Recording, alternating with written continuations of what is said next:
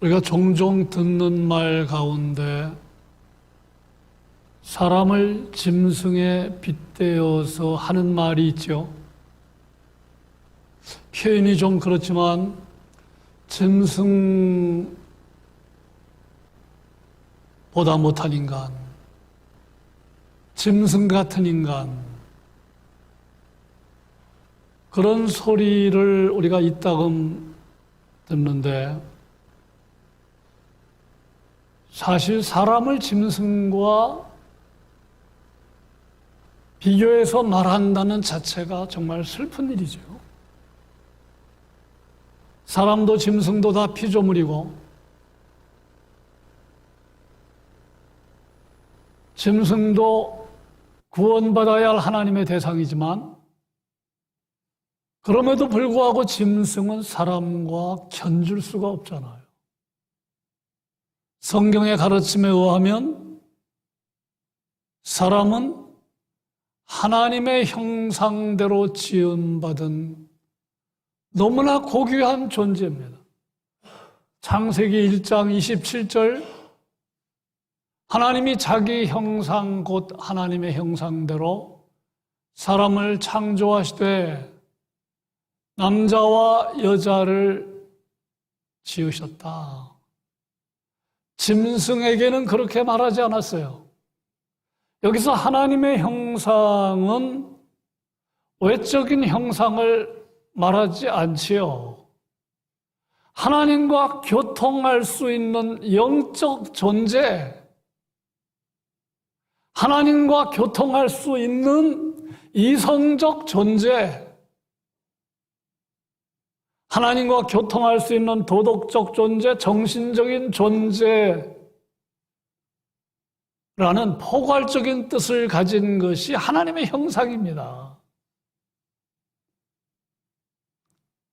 사람은 모든 피조물 가운데 가장 탁월하게 지음받은 존재임을 말하는 것이죠. 그런데 어떻게 짐승에 견주어서 말할 수가 있겠습니까? 그런데 현실은 짐승에 견주어 말하는 소리를 듣기도 하고 때로는 우리 입에서 내뱉기도 하는데 인간의 타락을 말하는 것이죠. 슬픈 현실은 아담과 하와의 타락 이후에 세상에 태어난 이 세상에 온 모든 사람들은 하나님의 형상이 파괴되었어요. 그러니까 예배를 드리는 것이 자연스러운 것인데 예배 안 드리잖아요. 박사학위를 받아도 하나님에 대해서 무지합니다. 양심이 병들어 있습니다. 도덕적인 감각이 상실되어 있습니다. 그런 인간들이 우리가 살고 있는 지구촌에 우글우글거려요. 타락한 인간들. 너무나 마음 아프다. 그런데 감사한 것은 예수님을 믿으면 하나님의 형상이 회복되기 시작한다. 예수님을 믿으면 예수님을 닮고 싶은 모델로 여기고 닮아가기 시작한다는 것입니다. 빌립보서 2장 5절, 너희 안에 이 마음을 품으라 곧 그리스도 예수의 마음이니. 로마서 8장 29절, 하나님이 미리 아신 자들을, 성도를 말하지요. 우리를 미리 아셨대요. 우리를 말합니다. 하나님의 자녀들을 말합니다. 또한 그 아들의 형상을 본받게 하기 위하여 미리 정하셨다. 우리를 미리 아시고 우리를 정하셨는데 이유는 그 아들의 형상을 본받도록 하기 위함이라는 거예요. 예수님을 닮아가는 거 하나님께서 우리를 향한 기대라는 것입니다. 여러분, 예수님을 닮는 거, 그것이 성숙입니다. 성숙의 핵심은 무엇일까요? 하나님을 사랑하고 사람을 사랑하면 그 사람은 성숙한 사람이에요. 예. 하나님을 경외하고 사람을 귀하게 여기면 그 사람은 성숙한 사람이에요. 예. 사람을 배려할 줄 알면 성숙한 사람이에요. 사람을 쉽게 정죄하지 않으면 그 사람이 성숙한 사람입니다.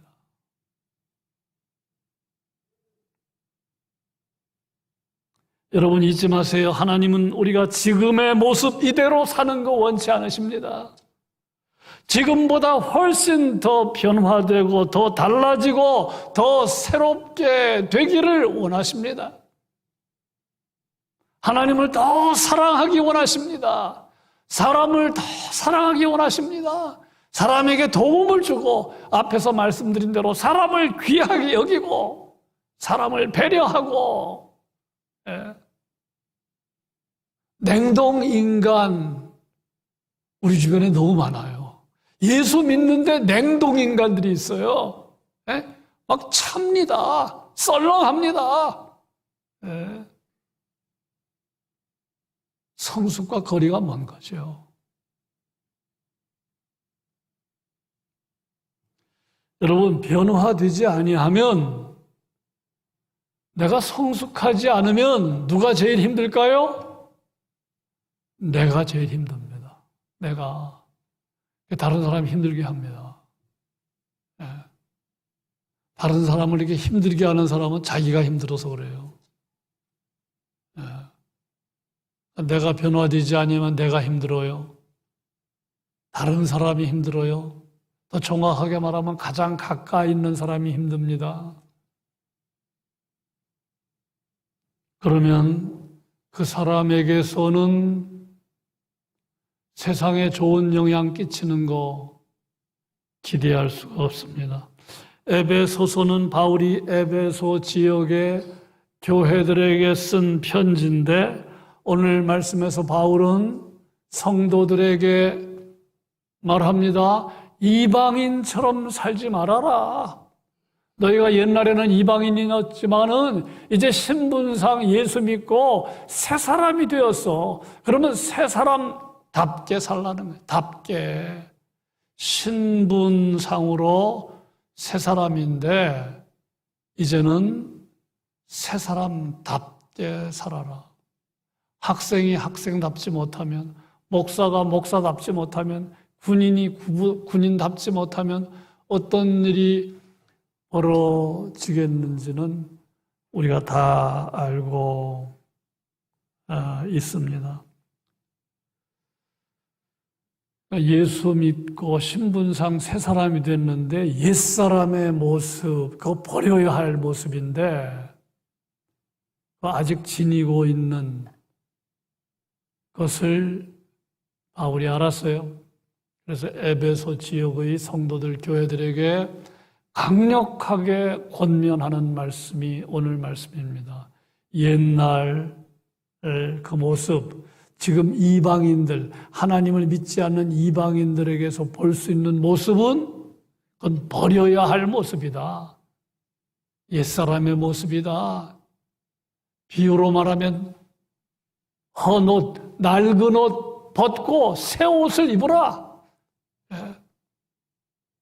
그런 메시지가 오늘 말씀 속에 가득 차 있습니다. 자, 그렇다면 우리가 벗어야 할 옷, 우리가 벗어야 할 구습 어떤 것이겠습니까? 첫째는 마음이 허망한 것으로 행하는 것입니다. 17절에 나오죠. 자, 이방인들은 어떻게 생활한다고요?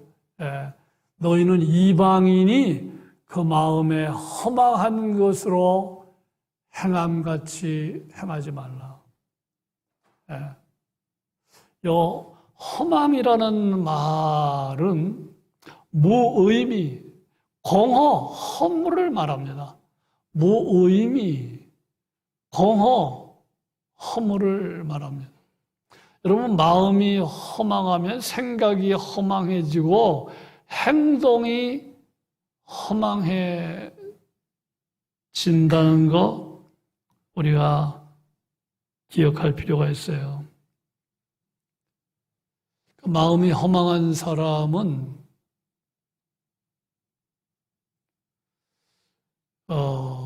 그 채울 수 없는 거 가지고 자꾸 채우려고 해요. 헛수고하는 거죠. 채울 수 없습니다. 예?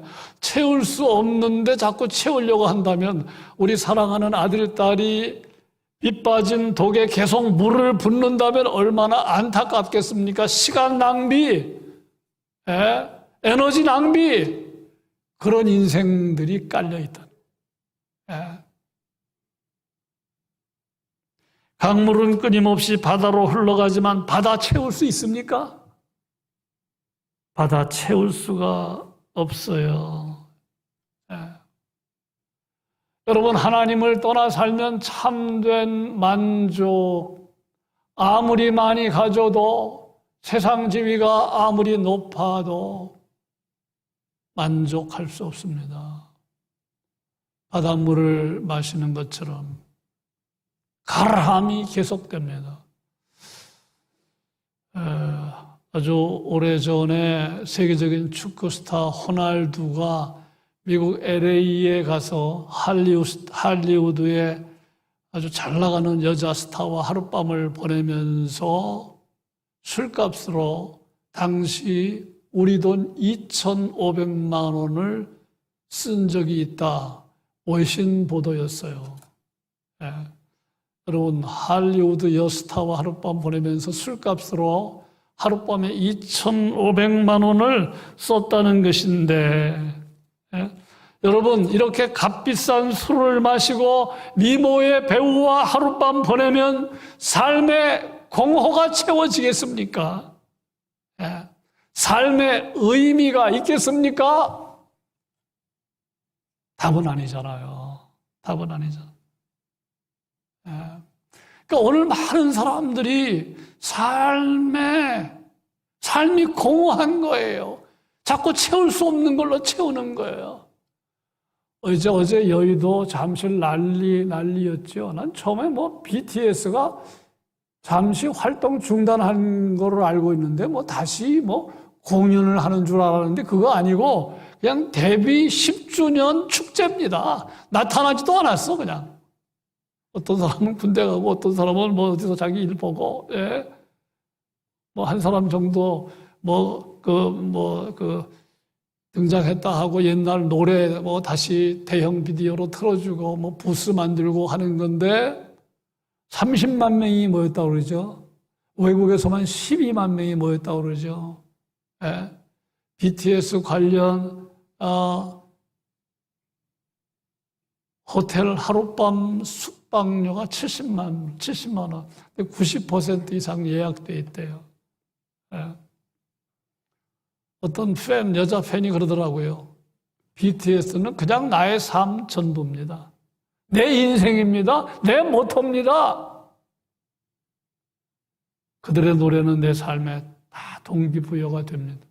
어떤 또 70 넘은 또 아줌매도 한다는 이야기가, 니들 살아있는 동안 난 산다.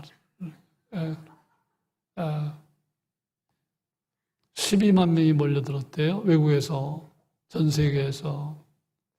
어떻게 평가해야 되겠습니까? 제가 알고 있거든요.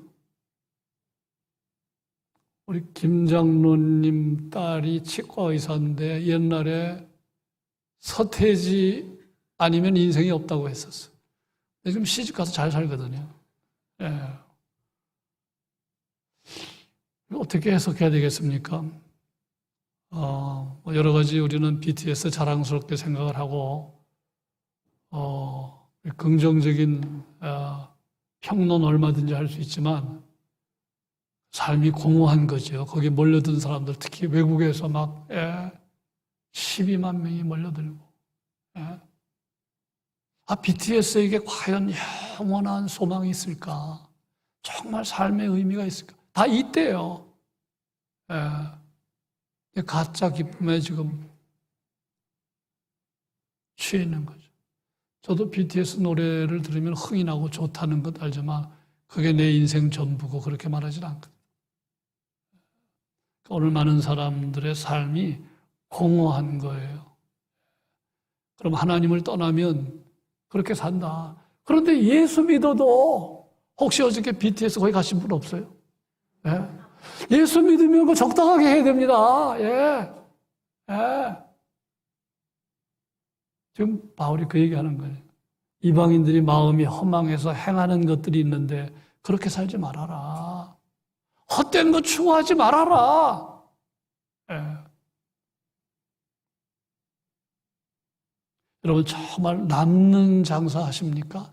남는 것 그런 인생 사세요? 그 답은 아까 얘기한 것처럼 하나님 사랑하고 사람을 사랑하며 살면 남는 겁니다. 돈 많이 벌어서 내 삶에 의미가 있네? 속고 있는 겁니다. 삶의 의미는 언제 있어요? 다른 사람에게 베풀 때, 다른 사람 도울 때, 다른 사람에게 복의 통로가 될 때 그 사람이 삶의 의미가 있는 거예요, 지금. 예. 자, 두 번째 바울이 얘기하는 겁니다. 청명이 어두워지고 있다. 18절입니다. 청명이 어두워지고 하나님을 떠나 사는 사람들의 특징. 예수 믿는 사람들 가운데도 청명이 어두워지는 사람이 있음을 지금 말하고 있는데 여기 청명 헬라어의 원어는 마음으로 번역할 수가 있습니다. 여러분, 청명이 어두워졌다는 말은 마음이 어두워진 거예요. 불빛이 어두워지면 길을 찾기 어렵죠. 그러면 엉뚱한 길로 접어듭니다. 마음이 어두워지면 여러분 엉뚱한 길로 갑니다. 그러면 인생의 목적과 방향을 모릅니다. 많이 공부해도 별 수가 없습니다. 구포역이 어디냐고 물으면 우리는 다 가르쳐 줍니다. 그런데 인생의 목적이 무엇이냐고 물으면 정신이 이상한 사람으로 여기는 사람들도 있어요. 누가 정신이 이상한 겁니까? 그냥 목숨이 붙어 있으니까 사는 거지.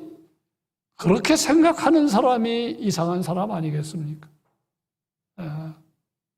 예수를 믿고 하나님을 믿는데도 인생의 목적을 모르고 방향을 모르고 살면 자기만을 위해서 살면 그 사람은 총명이 어두워진 거다. 심각한 거다. 지금 바울이 그 얘기하는 겁니다.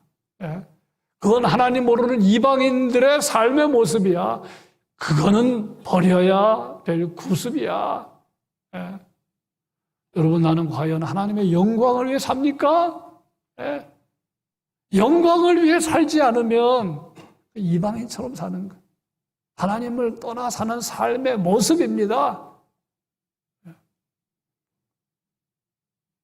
세 번째, 하나님에 대한 무지를 지적했어요. 18절.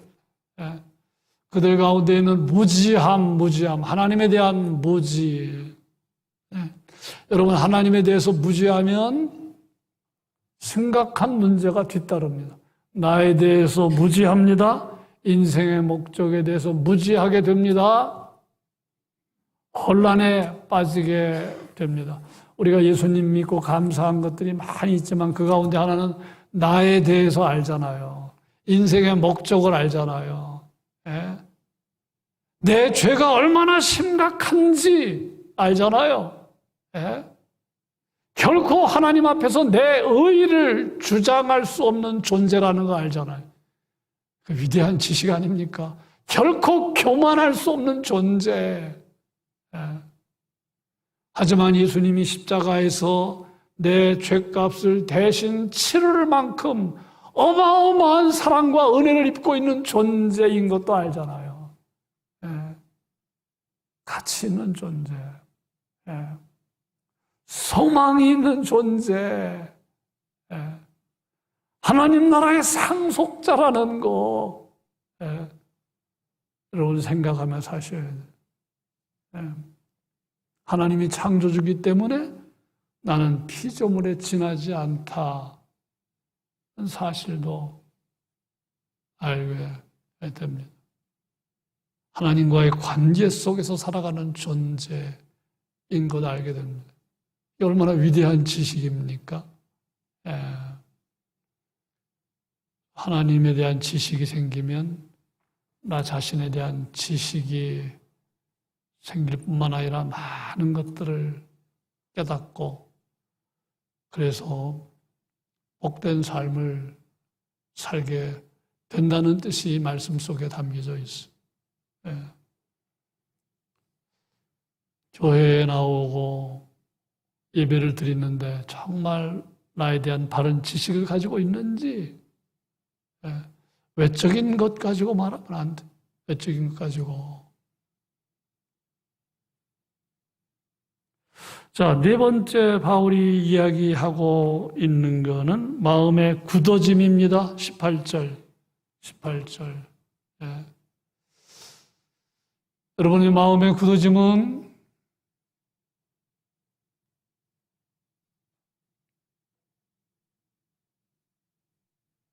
옳지 못한 고집, 완악함을 말합니다. 여러분, 참된 성도는 사람 앞에 때로 고집을 부리지만 자신을 성찰하며 삽니다. 그래서 유연성이 있어요. 어떤 경우에도 내 생각을 절대화하지 않습니다. 내 생각이 틀릴 수 있음을 인정합니다. 제일 무서운 사람이 자기 생각은 틀리지 않다고 생각하는 사람, 자기 생각을 절대화하는 사람. 지도자들이 빠질 수 있는 오류잖아요. 목사들이 빠질 수 있는 오류입니다. 부모들이 빠질 수 있는 오류입니다. 자녀들에게 이렇게 말할 수 있는 부모는 훌륭한 거죠. 아빠 생각이 틀릴 수도 있는데 한번 네 생각 말해봐. 아빠 생각은 이런데 아빠 생각이 다 옳은 건 아니야. 네 생각 한번 말해봐. 마음이 굳어지는 거, 하나님을 떠나 사는 사람의 특징. 이 교회 안에서도 다른 사람의 생각에 그럴 수도 있다. 이 사람은 정말 위대한 사람, 성숙한. 내 생각과 틀리지만 그럴 수도 있지. 이렇게 생각해야 되는데 나랑 생각이 안 맞으면 내가 의의 기준이라. 이런 분들은 참 어렵지요. 참 어렵습니다.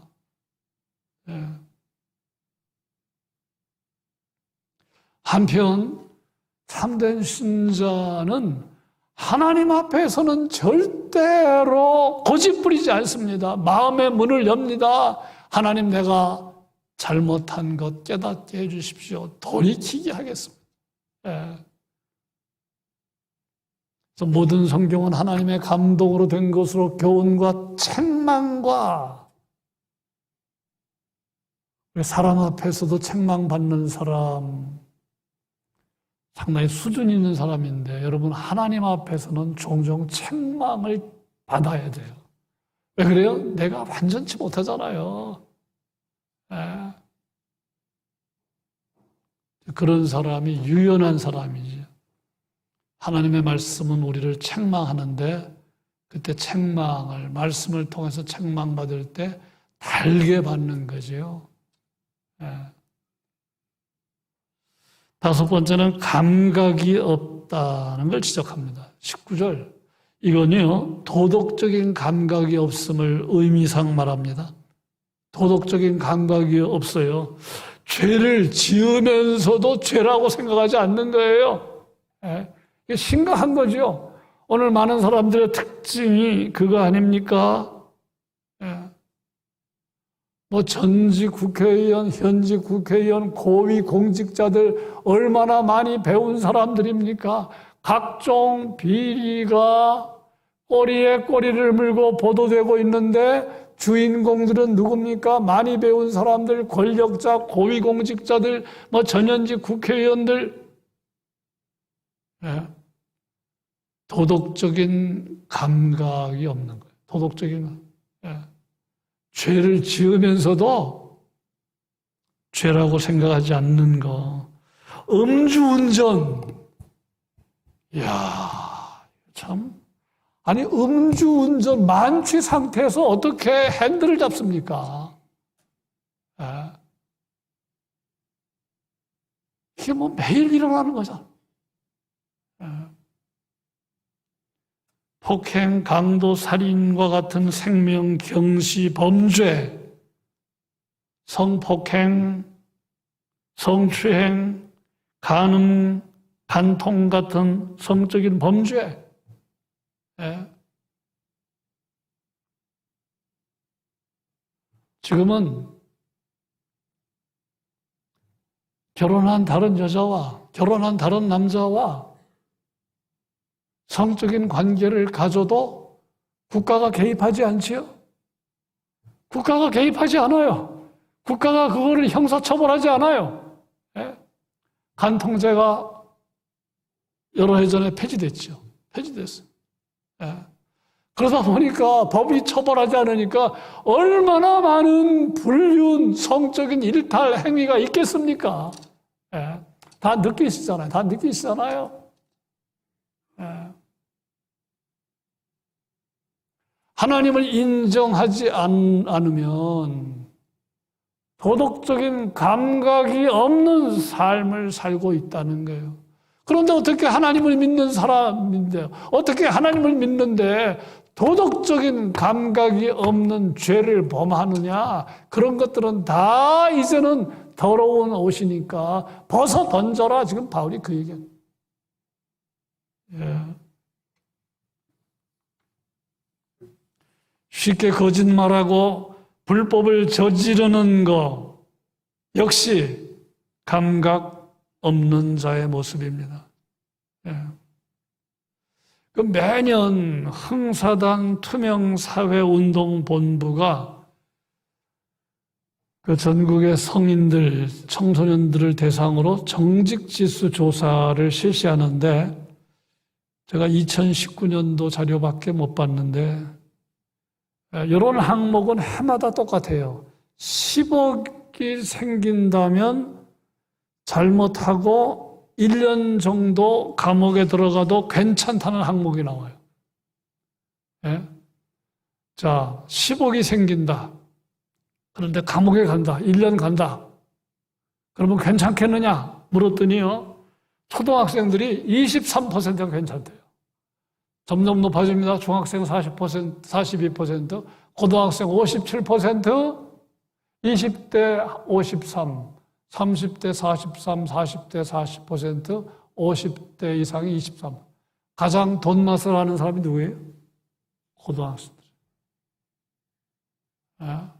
초등학생도 5명 가운데 1명 이상이 감옥 가도 좋다. 초등학생들이 돈 맛을. 근데 많은 항목들이 나오는데 정직이 다 무너지고 있습니다. 정직이 무너지고. 근데 그 숫자에 예수 믿는 사람들은 없겠습니까? 예수 믿는 사람, 그럼, 정직한 사람, 우리 사회가 그렇게 인정합니까? 예수 믿는 사람, 정직한 사람, 그렇게 생각해요? 예. 지금 바울의 가르침은 뭡니까? 하나님을 믿으면 반드시 도덕적인 감각이 있어야 한다. 도덕적인 감각이 없으면 그 가짜 그리스도인이다. 예. 여러분, 하나님이 보시고 하나님이 아시는데 어떻게 말할 수 있지만 어떻게 계속 거짓을 말합니까? 죄를 지을 수 있지만 어떻게 계속 죄에 머뭅니까? 하나님이 보셨는데, 하나님이 아시는데, 그건 실제로 안 믿는 거죠. 안 믿는 겁니다. 교회 안에 무신론자입니다. 교회 안에 무신론자. 거짓을 말하면서도요, 부끄러운 줄 모르는 거예요. 교회 안에 무신론자. 좀 심각한 이야기 하는 겁니다. 6번째, 방탕의 방임. 이 말은 방탕에 몸을 던지는 겁니다. 더 실감 있게 말하면 죄 짓는데 용감한 겁니다. 더러운 죄 짓는데 용감한 겁니다. 추한 죄 짓는데 용감한 겁니다. 혹시 우리 가운데 죄 짓는데 용감한 사람 없어요? 교회 안에 그런 사람이 있기 때문에 지금 바울이 이야기하는 거잖아요. 그거 벗어버려야 된다. 혹시 방탕하게 우리 남자 성도들 가운데 혹시 바람 피는 분 없어요? 예?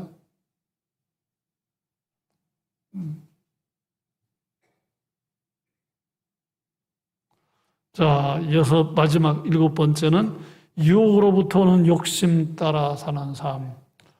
여러분, 욕심에는 거룩한 욕심이 있는 거 있죠? 우리가 욕심을 부리려면 거룩한 욕심을 가져야 돼요. 어제보다 오늘은 더 하나님의 뜻을 따라 살아야지. 작년보다 올해는 더 많은 사람에게 전도하며 살아야지. 이런 욕심은 거룩한 욕심이지요. 근데 유혹이 우리의 내적인 욕망을 자극해서 유혹으로부터 오는 욕심 따라가면 야고보 사도가 뭐라고 말했어요? 욕심이 잉태하면 죄를 낳고 죄가 장성하면 사망을 낳는다. 어제 제가 새벽에 가족 기도회에서 한 이야기, 죄와 동행하는 건 기쁨이 아닙니다.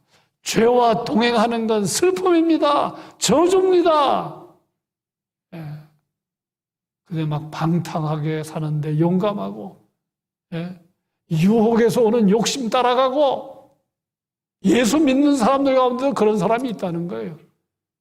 바울이 그것을 지적하면서 벗어버려라. 여러분, 이 상에서 소개한 7가지가 발동하면 어떤 삶이 됩니까? 그게 서두에서 말하는 대로 죄송하지만 짐승 같은 삶이 되는 거예요. 짐승보다 못한 삶이 되는 겁니다. 얼마나 심각한 이야기입니까? 우리가 어떻게 해야 새 사람이 될 수 있겠습니까? 23절에 답이 나오는데 심령이 새로워져야 된다. 심령이 새로워져야 된다. 마음이 새로워져야 한다는 거죠. 마음이 새로워져야 된다. 23절 보시면 오직 너희의 심령이 새롭게 되어야 한다. 근데 그건 의미상으로 성령의 역사가 있을 때 가능한 것이다. 그런 뜻입니다. 성령의 역사가 있으면 우리 심령이 새로워집니다. 결단하고 다짐한다고 되는 게 아닙니다. 갈라디아서 5장 16절 너희는 성령을 따라 행하라. 그리하면 육체의 욕심을 이루지 아니하리라. 육체의 욕심을 따르지 말아야지 한다고 되는 게 아니고 성령을 따라 행하면 하나님의 뜻을 따라 행하면 나도 모르게 육체의 욕심이 사라지고 새 사람을 경험하게 된다는 거예요. 새 사람을. 몸에 상처가 생기고 딱지가 생기잖아요. 우리 딱지 뗀 경험들 다 있지요. 딱지 떼면 또 피가 나잖아요. 딱지가 떨어지게 하는 가장 좋은 방법은 잘 쉬고 잘 먹고 필요한 영양분을 취하고 속살이 차오르면 그냥 저절로 떨어져 나가는 거예요. 저절로. 이게 얼마나 중요한 겁니까? 저절로 떨어져 나가는 게 중요하죠. 성령을 따라 행하면 옛사람들은 저절로 그냥 사라집니다. 옛사람의 모습. 굉장히 중요한 암시입니다. 여러분, 세상에는 좋은 경험이 있지만 더 좋은 경험이 있고 좋은 세계가 있지만 더 좋은 세계가 있다는 거 아십니까? 꼭 알기를 바랍니다. 좋은 경험이 있지만 더 좋은 경험. 좋은 세계가 있지만 더 좋은 세계. 예. 제가 산에 올라가다 보면 이야, 이거 기가 막힌 코스네. 그런데 나중에 보면 다른 길로 올라가면 더 좋은 코스가 있어요. 예. 내가 경험한 게 최고가 아니더라고요. 더 좋은 세계, 더 좋은 경험. 예. BTS보다 더 신나는 경험, 성령을 따라 사는 겁니다. 예. 성령을 따라 사는 거예요. 신나는 경험, 신나는 세계를 맛보는 것입니다. 술을 끊는 가장 좋은 방법 무엇일까요? 술보다 더 좋은 거 경험하는 거예요. 예. 그러면 마시라고 해도 안 마셔. 담배도 마찬가지예요. 마약도 마찬가지입니다. 도박도 마찬가지입니다. 음란도 마찬가지입니다. 더 신나는 것, 더 좋은 것 경험하면 그런 것들은 메스껍게 여겨지게 되는 거예요. 말씀을 했습니다. 오늘 제목이 예수님을 그같이 배우지 아니했습니다. 이 제목은 20절에서 따온 것인데 여러분 생각해 보시기 바랍니다. 내 모습 가운데 주님이 그렇게 가르치지 않았는데 우리가 그렇게 배우지 않았는데 내 모습 가운데 그런 모습이 있어요, 없어요? 예? 바울에 의하면 있다는 거예요. 예? 주님은 그렇게 가르치지 않고 그렇게 배우지 않았는데 우리 모습 가운데 하나님이 원치 않는 모습, 지금 7가지를 지적했는데 7가지 가운데 여러분 가운데 몇 가지 모습이 있습니까? 예? 만일 한 가지라도 있다면, 2가지라면 다른 사람들은 여러분과 저를 보고 누구 욕해요? 예수님을 욕합니다. 하나님을 욕합니다. 예? 내가 알기로 저 사람 목사인데, 예? 내가 알기로 저 사람 교회 다니는데 교회에서 저렇게 가르치나? 예수님이 저렇게 가르치나? 큰 사기꾼. 만약 그렇게 말했다고 생각해 보세요. 예. 그럼 나 때문에 그냥 하나님이 욕을 먹는, 예수님이 욕을 먹는 거예요. 예. 지금 바울이 그렇게 말합니다. 예수님을 그렇게 배우지 아니했습니다. 삼가 이점을 조심하고 우리 모두 날마다 심령이 새로워지고 삶이 새로워지는 그런 은혜가 성령의 은혜로 충만히 경험되기를 간절히 축원합니다.